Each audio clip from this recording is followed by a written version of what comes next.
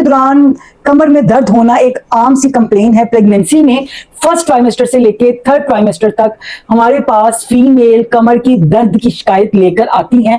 First trimester में जैसे ही उनको प्रेगनेंसी होती है तो जो पहला शिकायत होती है कि डॉक्टर साहब मेरी कमर में बहुत दर्द है, उठा बैठा नहीं जाता, झुका नहीं जाता। कमर दर्द की कंप्लेंट्स हैं, इसके पीछे बहुत सारी रीजन है। सबसे पहला रीजन तो है ओवरवेट। अगर पेशेंट खुद से ही ओवरवेट है तो वो अपना इतना ज्यादा वेट उठा के चल फिर रही है, उसके हार्मोन्स डिस्टर्ब हैं, प्रेग्नेंट हो गई है, वॉमिटिंग आ रही है, नींद ज्यादा आ रही है, तो ओवरवेट होने की वजह से आपकी बॉडी को एक्स्ट्रा वेट उठाना पड़ रहा है, इस वजह से भी आपकी कमर में पेन रह सकती है। नेक्स्ट इसका जो रीजन है वो आपके बेबी का साइज बढ़ रहा है, यूट्रस बड़ी हो रही है, साइज बड़ा हो रहा है और बेबी वेट गेन कर रहा है, बेबी का फ्लूइड बढ़ रहा है, आपके वेट में 10 kg प्लस हो जाता है लास्ट डे तक पहुंचने में। तो एक तो आपकी जो कमर है, जो आपकी बैकबोन है, वो आपका वजन उठा के फिर रही है, ऊपर से 10 kg ज्यादा हो गया। अब ये 10 kg उसको हर जगह उठा के जाना है, किचन में भी, वॉशरूम में भी, बैठना भी है, उठना भी है, तो इस वजह से भी कमर में पेन बहुत ज्यादा देखने को मिलती है। उसके बाद लास्ट मंथ के करीब हमारी जो बोन्स हैं वो खुल रही होती हैं, डिलीवरी की तैयारी कर रही होती है, इस वजह से भी कमर में दर्द